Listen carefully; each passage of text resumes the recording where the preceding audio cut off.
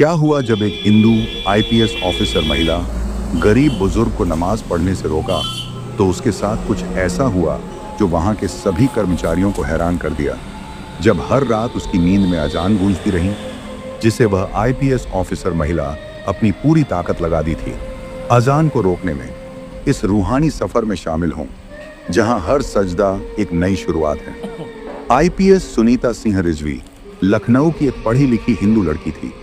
उसका ताल्लुक एक अच्छे पढ़े लिखे और मध्यम धार्मिक परिवार से था। उसके पिता प्रोफेसर थे।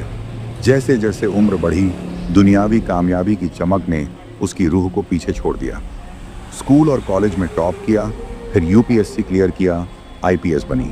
मगर जैसे जैसे वो ऊंचाइयों पर पहुंची, उसकी पहचान सिर्फ अफसर बन गई। अब सुनीता सिंह का यकीन मेहनत, लॉजिक और सिस्टम पर था। उसे लगता था कि मजहब सिर्फ गरीबों की सहूलियत है। नमाज, अजान, हिजाब सब उसे बैकवर्ड चीजें लगती थी। उसके चेहरे पर तेज था लेकिन दिल में बर्फ। आईपीएस बनने के बाद उसकी पोस्टिंग नूरपुर जैसे शांत गांव में हुई, जहां उसकी कड़क मिजाजी को देखकर लोग तो डर गए, लेकिन उसकी अपनी रूह भी उससे दूर हो गई। उसका रवैया अकड़ वाला और नजरिया खुद को हर चीज से ऊपर समझने वाला था। हाफिज इब्राहिम, उम्र लगभग 70 साल, सादा धोती कुर्ता पहनने वाले एक बुजुर्ग किसान, जाहिर में एक मामूली इंसान मगर गांव की रूहानी शख्सियत। उन्हें लोग हाफिज साहब कहते थे क्योंकि उन्होंने 12 साल की उम्र में पूरा कुरान हिफ्ज कर लिया था। उनकी जिंदगी का हर लम्हा कुरान, मस्जिद और खिदमत में गुजरा। खेती से रोटी कमाई और दीन से सुकून।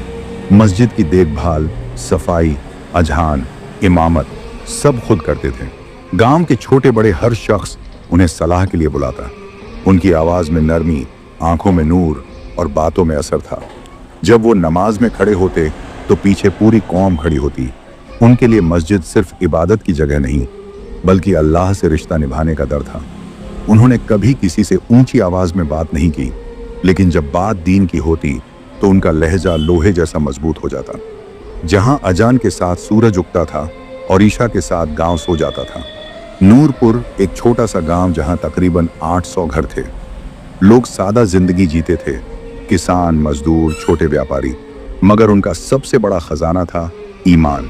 यहाँ की मस्जिद, जिसे लोग नूर मस्जिद कहते थे, गांव के दिल में बनी थी। मस्जिद से दिन की शुरुआत होती और वहीं खत्म होती।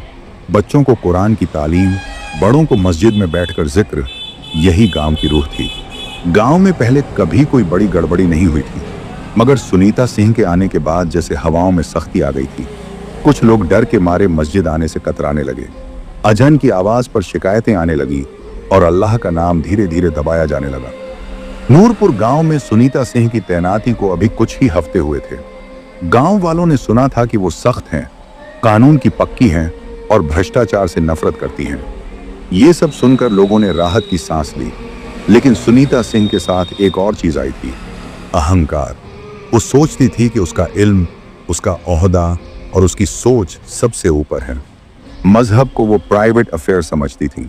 और जब उसने देखा कि यहाँ तो मस्जिद की अजान सुबह 5 बजे ही गांव को जगा देती है, तो उसे यह डिस्टर्बेंस लगने लगा।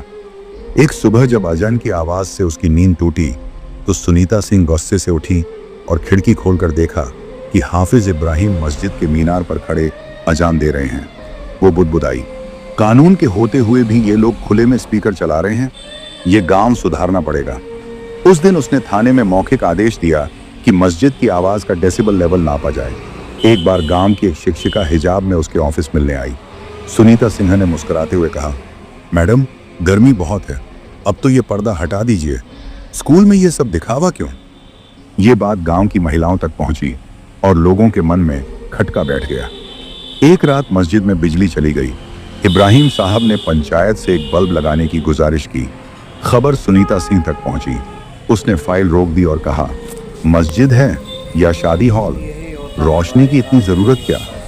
एक बार हाफिज साहब को बुलाया गया कि सरकारी स्कूल में कुरान की तालीम देने की इजाजत ली जाए। सुनीता सिंह ने पूछा, आपको कौन सी डिग्री मिली है इस्लाम पढ़ाने की?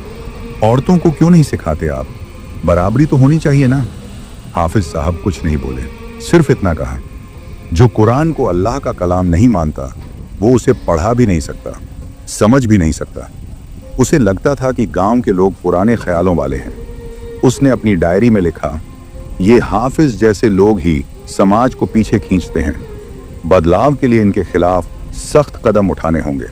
उसके दिल में एक छुपा हुआ तकब्बुर पनप रहा था। मैं ही सही हूं, मेरी सोच ही तरक्की है। लेकिन वो नहीं जानती थी कि जिस मीनार से अजन आ रही है वो सिर्फ आवाज नहीं, अल्लाह की पुकार है। और जो इस पुकार को रोकता है उसे फिर अल्लाह खुद रोकता है।